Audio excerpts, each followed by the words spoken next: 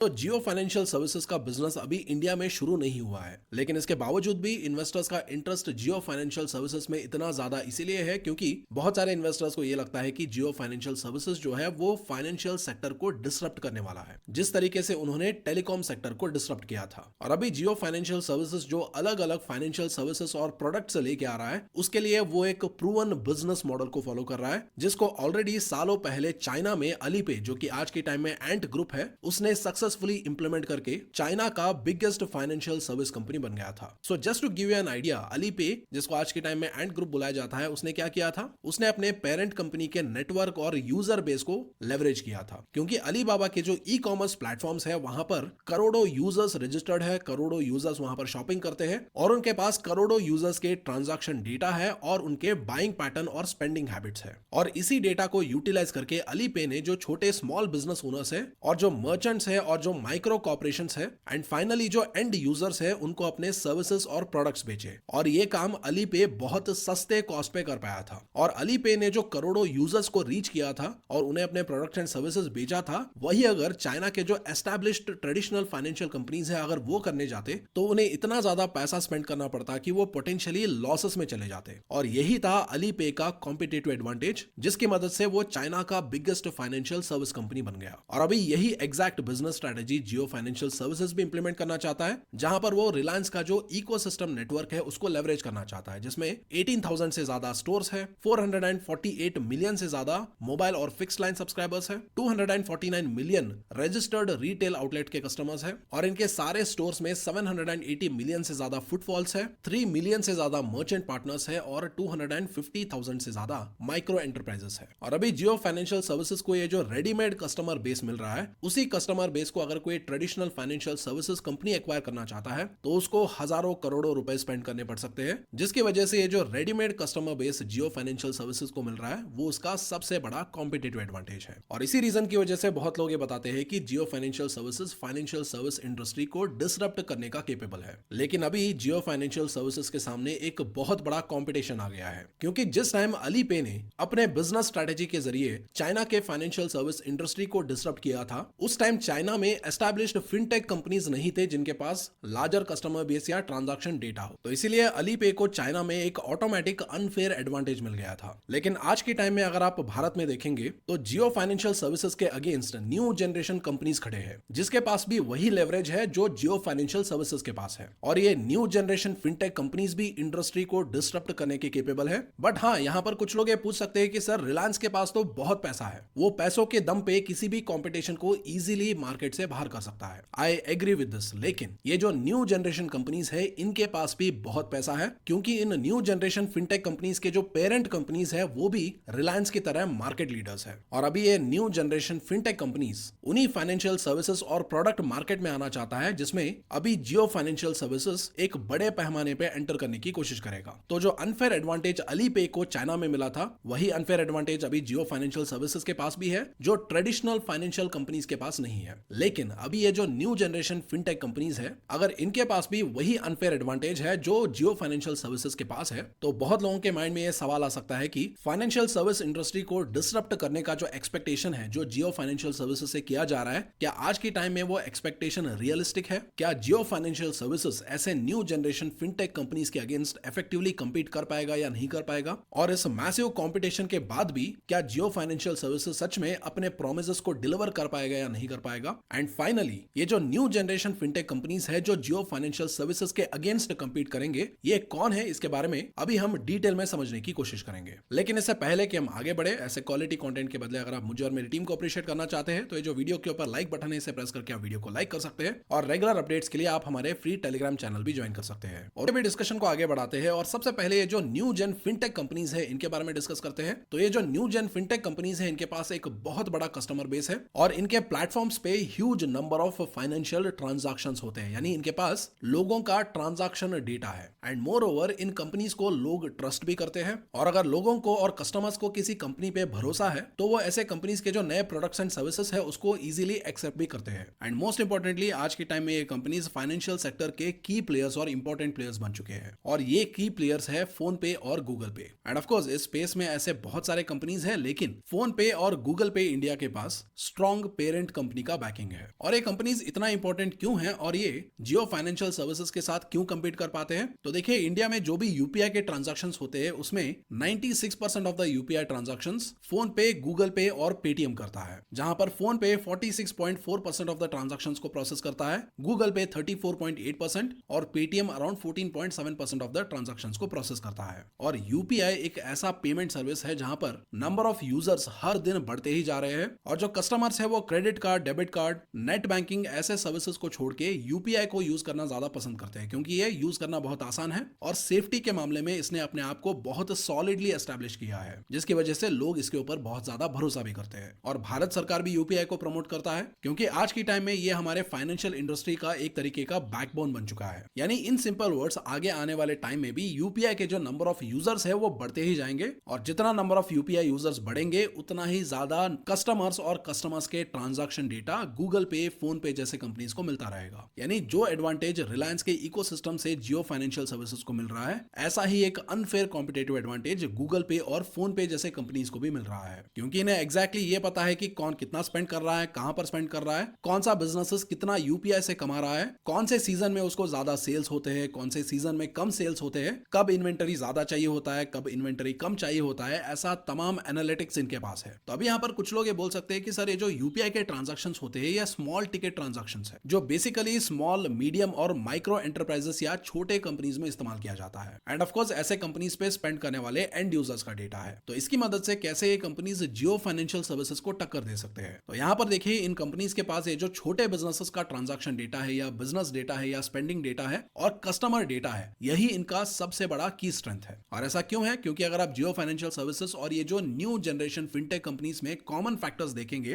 तो इन दोनों का बहुत बड़ा इंटरेस्ट रिटेल लोन बिजनेस में है, जो बेसिकली स्मॉल और माइक्रो लोन कैटेगरी में आते हैं। यानी जो छोटे छोटे लोन्स होते हैं उस मार्केट में ये अपने आप को एस्टैब्लिश करने के लिए और वहां से स्केल करने के लिए बहुत ज्यादा इंटरेस्टेड है। और ऐसा क्यों है? क्योंकि ये जो स्मॉल और माइक्रो लोन्स का जो मार्केट है वो एक मेजर ग्रोथ मार्केट है, क्योंकि ये जो मार्केट है ये अंडर पेनिट्रेटेड मार्केट है, यानी इसका पेनिट्रेशन बहुत कम है। और इसीलिए जो कंपनी मैसिव तरीके से ग्रो करना चाहता है और स्केल करना चाहता है वो इस स्मॉल और माइक्रो रिटेल लोन्स का जो मार्केट है वहां पर पार्टिसिपेट करना चाहता है और वहां पर अपने आप को एस्टैब्लिश करना चाहता है। और अभी जियो फाइनेंशियल सर्विसेज और ये जो न्यू जनरेशन फिनटेक कंपनीज है, इन दोनों के पास वो तमाम डेटा पॉइंट्स अवेलेबल है जिससे वो एग्जैक्टली ऐसे कस्टमर्स को फ्री ऑफ कॉस्ट आइडेंटिफाई कर सकते हैं, और वो भी रेगुलरली या फ्रीक्वेंटली लाखों करोड़ों की संख्या में। लेकिन वही अगर मान लीजिए यही काम एक ट्रेडिशनल फाइनेंशियल सर्विसेज कंपनी करना चाहता है तो उन्हें इतना ज्यादा नंबर ऑफ कस्टमर्स को एक्वायर करने के लिए बहुत ज्यादा पैसे स्पेंड करने पड़ेंगे। और अभी ये जो बैटल है जियो फाइनेंशियल सर्विसेज और न्यू जनरेशन फिनटेक कंपनीज के बीच में, ये बैटल ऑलरेडी शुरू हो चुका है। और इस बैटल को शुरू किया है गूगल पे ने,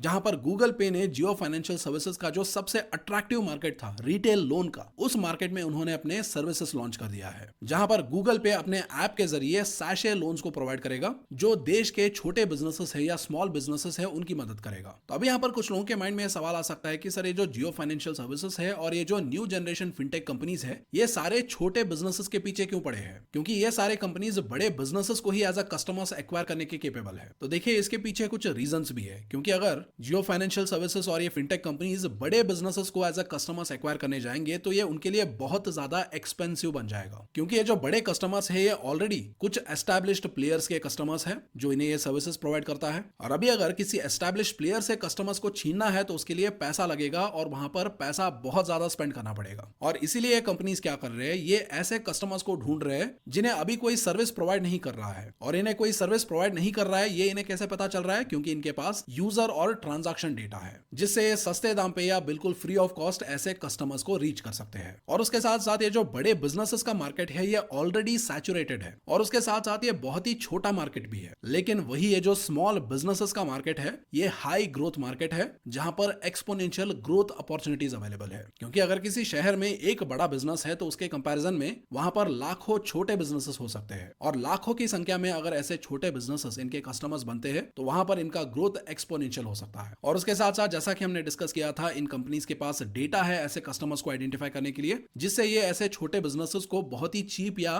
फ्री ऑफ कॉस्ट एक्वायर कर सकते हैं या रीच कर सकते हैं। और उसके साथ साथ छोटे बिजनेसेस को एक्वायर करने के साथ एक बहुत बड़ा फ्यूचरिस्टिक एडवांटेज भी मिलता है। और वो एडवांटेज क्या है? अगर इन कंपनीज ने लाखों छोटे बिजनेसेस को एक्वायर किया तो उनमें से कुछ बिजनेसेस बड़े भी बनेंगे। यानी अभी अगर मान मान लीजिए लाखों 10 लाख रुपए कमाने वाले बिजनेसेस हैं और अभी ये बिजनेसेस 10 लाख रुपए कमा रहे हैं, लेकिन 5 साल बाद या 10 साल बाद इनमें से कुछ ऐसे बिजनेसेस ग्रो हो सकते हैं जो 10 लाख से 1 करोड़, 1 करोड़ से 10 करोड़, 10 करोड़ से 100 करोड़ भी कमा सकते हैं। यानी सिंपल वर्ड्स में अभी जिस कंपनी के पास छोटे बिजनेसेस का कस्टमर बेस है, 5 साल बाद या 10 साल बाद उनके पास बड़े बिजनेसेस का पोर्टफोलियो होगा, जिसकी वजह से ऑटोमेटिकली फ्यूचर में इनके पास लार्ज टिकट या लार्ज फाइनेंशियल ट्रांजैक्शंस करने वाले कस्टमर्स भी ऑटोमेटिकली आ जाएंगे। यानी मतलब जियो फाइनेंशियल सर्विसेज और ये जो फिनटेक कंपनीज है, ये एक तीर से दो शिकार कर रहे हैं। ये छोटे बिजनेसेस को एक्वायर करके इन्हें सर्विसेज दे रहे हैं और उनसे भी पैसे कमा रहे हैं। और जब इसी कस्टमर बेस में कुछ प्लेयर्स बड़े बन जाते हैं तो वहां पर बड़े ट्रांजैक्शंस की वजह से ये कंपनीज और भी ज्यादा पैसे कमाएंगे, लेकिन टेक्निकली इन बड़े कस्टमर्स को एक्वायर करने के लिए इन्होंने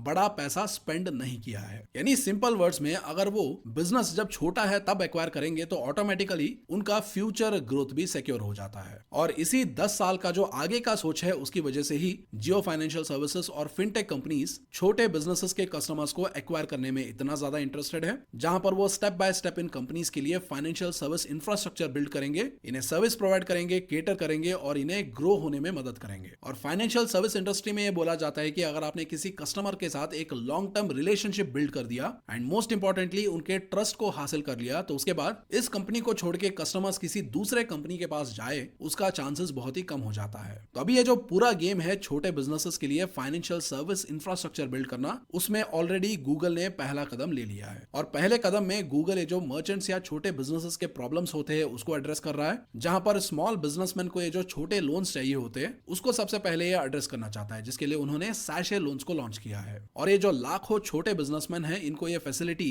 आसानी से गूगल पे ऐप पे ही मिल जाएगा, जहां पर ये लोन 15,000 रुपीज का हो सकता है और इसे एक शॉर्टर टाइम पीरियड, मान लीजिए 5 दिन, 10 दिन, 1 हफ्ते या 1 महीने के लिए भी लिया जा सकता है। और इन पैसों को वापस पे करने का जो टर्म्स है उसको भी गूगल ने आसान बना दिया है, जहां पर ये जो रीपेमेंट का अमाउंट है वो एज लो एज 111 रुपीज हो सकता है। तो अभी यहाँ पर कुछ लोग ये पूछ सकते हैं कि सर ये क्या हो रहा है, गूगल तो एक टेक्नोलॉजी कंपनी है ना, और एक टेक्नोलॉजी कंपनी लोन बिजनेस में without any experience from the scratch क्यों स्टार्ट करना चाहेगा। और जनरली अगर कोई कंपनी ऐसा करता है तो उसका फेलियर के चांसेस भी बढ़ जाएंगे। तो ये जानते हुए भी गूगल रिटेल लोन बिजनेस में क्यों आ रहा है। तो देखिए यहाँ पर गूगल का स्ट्रेंथ क्या है, उसके पास कस्टमर डेटा है और ट्रांजैक्शन डेटा है, उसके जरिए वो उन कस्टमर्स तक एग्जैक्टली पहुंच सकता है जिनको लोन रिक्वायरमेंट है। लेकिन इसका मतलब ये नहीं है कि गूगल को खुद का एक लोन डिपार्टमेंट बनाना पड़ेगा and from the scratch loan business को क्रैक करके वहां से एक्सपीरियंस गेन करना पड़ेगा, ऐसा बिल्कुल भी नहीं है। बल्कि गूगल क्या करेगा, गूगल एक एक्सपीरियंस्ड पार्टनर को लेके आएगा और इस पार्टनर को ऑलरेडी लोन के बिजनेस में सालों का एक्सपीरियंस होगा और यह पार्टनर लोन देने का और लोन लेने का बिजनेस संभालेगा और गूगल जो है वो कस्टमर्स को इस पार्टनर के पास लेके आएगा और वो ट्रांजैक्शंस को फैसिलिटेट करेगा। और अगर वैसे देखा जाए तो जियो फाइनेंशियल सर्विसेज भी यही कर रहा है, जहां पर वो अलग अलग सर्विसेज के लिए फर्म्स के साथ एसोसिएट कर रहा है और जॉइंट वेंचर्स बिल्ड कर रहा है। जैसे कि म्यूचुअल फंड्स के लिए जियो फाइनेंशियल सर्विसेज ने ब्लैक रॉक के साथ पार्टनरशिप किया है, उसी तरीके से जियो पेमेंट्स बैंक लिमिटेड भी एक जॉइंट वेंचर है, जियो लाइफ इंश्योरेंस और जियो जनरल इंश्योरेंस भी एक जॉइंट वेंचर है। और अभी अगर आप गूगल इंडिया की बात करें तो गूगल इंडिया ने DMI फाइनेंशियल्स के साथ लोन सर्विसेज प्रोवाइड करने के लिए पार्टनरशिप किया है और उसी तरीके से फ्यूचर में ये और भी ज्यादा पार्टनर्स लेके आएगा और इन पार्टनर्स के जरिए अलग अलग फाइनेंशियल सर्विसेज के जो बिजनेसेस है उसमें एंटर करेगा, जैसे कि इंश्योरेंस हो गया, बैंकिंग हो गया, ब्रोकिंग हो गया, AMC एंड म्यूचुअल फंड्स वगैरह वगैरह। एंड ऑफ कोर्स गूगल ने अलग अलग फाइनेंशियल सर्विसेज के वर्टिकल्स में एंटर करना शुरू भी कर दिया है, जहां पर अभी वो मर्चेंट्स के लिए क्रेडिट लाइन सर्विस प्रोवाइड कर रहा है और मर्चेंट्स को ये क्रेडिट लाइन सर्विस प्रोवाइड करने के लिए उसने ई-पे लेटर के साथ पार्टनरशिप किया है और इस क्रेडिट लाइन सर्विस के जरिए वो मर्चेंट्स और छोटे बिजनेसमैन के जो वर्किंग कैपिटल रिक्वायरमेंट होता है उसको केटर कर रहा है। और गूगल के जरिए जो क्रेडिट लाइन सर्विस मिल रहा है मर्चेंट्स को, उसके जरिए ये डिस्ट्रीब्यूटर से स्टॉक्स और सप्लाईज को खरीद सकते हैं ऑनलाइन और ऑफलाइन दोनों तरीके से। और मर्चेंट्स का जो ट्रांजैक्शन डेटा है उसके बेसिस पे गूगल ये आसानी से पता लगा सकता है कि कौन सा मर्चेंट या छोटा बिजनेस कब और कितना माल खरीदता है, उस माल को खरीदने के लिए उन्हें कितना पैसे चाहिए और इस माल को कितने टाइम पे बेच पाते हैं और कितने टाइम पे वो पैसा वापस लौटा पाते हैं। ये सारा गूगल जो है वो अपने एनालिटिक्स से पता लगा सकता है। और अभी ये जो डिस्ट्रीब्यूटर्स जहां से ये छोटे बिजनेसेस और मर्चेंट्स माल खरीदते हैं, ये डिस्ट्रीब्यूटर्स भी गूगल के कस्टमर्स हैं, तो वहां से गूगल ये भी पता लगा सकता है कि कौन सा डिस्ट्रीब्यूटर कितने कॉस्ट पे माल बेच रहा है। और ये जो मर्चेंट्स और स्मॉल बिजनेसेस के डेटा के बेसिस पे ये इन डिस्ट्रीब्यूटर्स को ये बता सकता है कि सेल्स बढ़ाने के लिए कब ये डिस्काउंट दे सकते हैं और कितना डिस्काउंट दे सकते हैं। तो अभी इन दोनों को गूगल अगर लोन के रूप में पैसा भी दे रहा है, कस्टमर्स भी दे रहा है और सेल्स भी बढ़ाने के लिए मदद कर रहा है, तो ये गूगल को छोड़ के क्यों जाएंगे। As simple as that. और अभी ये credit line service service Google Pay app पे मिल रहा है और इसी क्रेडिट लाइन सर्विस को यूपीआई के जरिए प्रोवाइड करने के लिए गूगल ने आईसीआईसीआई बैंक के साथ भी कोलैबोरेट किया है। और सिर्फ यही नहीं, गूगल पे ऐप के जरिए पर्सनल लोन्स प्रोवाइड करने के लिए गूगल ने एक्सिस बैंक के साथ भी पार्टनरशिप किया है। यानी सिंपल वर्ड्स में अभी गूगल जो है जियो फाइनेंशियल सर्विसेज का जो मार्केट है उसमें उतर गया है और वहां पर वो अभी sachet loans, credit line on Google Pay, credit line on UPI, personal loans, इन तमाम सर्विसेज को प्रोवाइड करना शुरू कर रहा है। और आने वाले टाइम में ये एक्सपेक्टेड है कि गूगल जो है वो और भी बहुत सारे कंपनीज के साथ पार्टनरशिप करेगा और उनके जरिए बाकी के जो फाइनेंशियल सर्विसेज और प्रोडक्ट्स हैं जैसे कि एएमसी हो गया या इंश्योरेंस हो गया या बैंकिंग हो गया, इन तमाम सर्विसेज को भी प्रोवाइड कर सकता है। एंड मोस्ट इंपॉर्टेंटली यहाँ पर गूगल को एग्जैक्टली ये पता है कि किसको कितना पैसा चाहिए और किसको कौन सा फाइनेंशियल सर्विस चाहिए। तो अभी यहाँ पर क्या जियो फाइनेंशियल सर्विसेज के लिए गूगल एक अकेला वर्दी कॉम्पिटिटर है? तो इसका जवाब मुझे लगता है बिल्कुल भी नहीं, क्योंकि आने वाले टाइम में गूगल जैसे और भी बहुत सारे कंपनीज जिनके पास गूगल जैसे और जियो फाइनेंशियल सर्विसेज की तरह लेवरेज है या कॉम्पिटिटिव एडवांटेज है, वो भी इस मार्केट में आने वाले हैं। क्योंकि जिस बिजनेस डोमेन में गूगल पे काम करता है उस डोमेन में काम करने वाले सारे कंपनीज एक पॉपुलर बिजनेस स्ट्रेटेजी को फॉलो करते हैं और वो बिजनेस स्ट्रेटेजी क्या है? फास्ट फॉलोअर या जिसको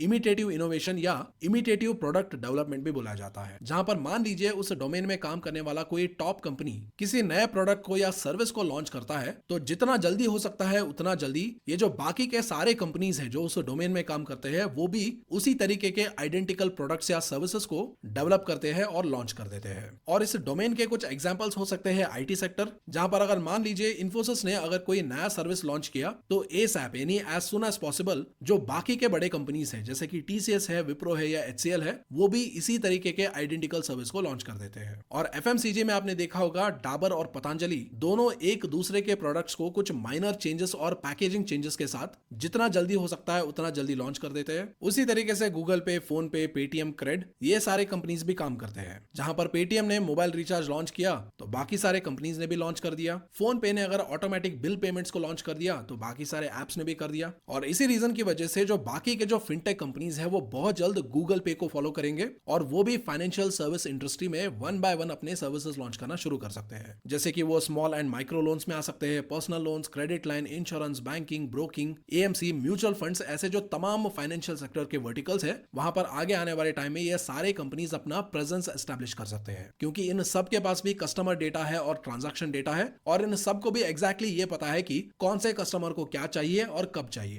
एंड ऑफ कोर्स अभी अगर आप पेटीएम को देखेंगे तो ऑलरेडी पेटीएम के अलग अलग फाइनेंशियल सर्विस इंडस्ट्री के बिजनेसेस है जिसमें स्टॉक ब्रोकिंग भी एक बिजनेस है। एंड मोस्ट इंपॉर्टेंटली इस डोमेन में जो टॉप कंपनीज है उनके पास भी वही एडवांटेज है जो जियो फाइनेंशियल सर्विसेज के पास है। कंज्यूमर डेटा है, ट्रांजैक्शन डेटा है, एक्सपर्टीज है, टैलेंट है। And most importantly Jio financial services का जो पेरेंट कंपनी है रिलायंस, उसके पास बहुत पैसा है। उसी तरीके से गूगल इंडिया का जो पेरेंट कंपनी है गूगल, उसके पास भी बहुत पैसा है। और फोन पे का जो पेरेंट कंपनी है वॉलमार्ट, तो उसके पास भी बहुत पैसा है। तो इसलिए ऐसा नहीं है कि जियो फाइनेंशियल सर्विसेज कुछ टाइम के लिए अपने सर्विसेज को सस्ता बेच के बाकी कॉम्पिटिटर्स को मार्केट से बाहर कर सकता है। क्योंकि अगर जियो फाइनेंशियल सर्विसेज पैसा बर्न करेगा तो ये बाकी कंपनीज भी रिलायंस के इक्विवेलेंट पैसा बर्न करके लंबे समय के लिए मार्केट में टिके रहने के केपेबल है। तो ऐसे बिजनेस स्ट्रेटेजी से छोटे प्लेयर्स बाहर हो सकते हैं लेकिन जो बड़े प्लेयर्स है वो टिके रह सकते हैं। तो इसीलिए पहले जो जियो फाइनेंशियल सर्विसेज को इंडस्ट्री डिसरप्टर बुलाया जा रहा था, जहां पर यह माना जा रहा था कि जियो फाइनेंशियल सर्विसेज इसको सिंगल हैंडेडली करेगा, लेकिन अभी ऐसा लग रहा है कि ये जो बाकी के बड़े फिनटेक कंपनीज है वो भी इस डिसरप्शन में पार्टिसिपेट कर सकते हैं। तो अभी इसके बाद एक ऑटोमेटिक सा सवाल यह आएगा कि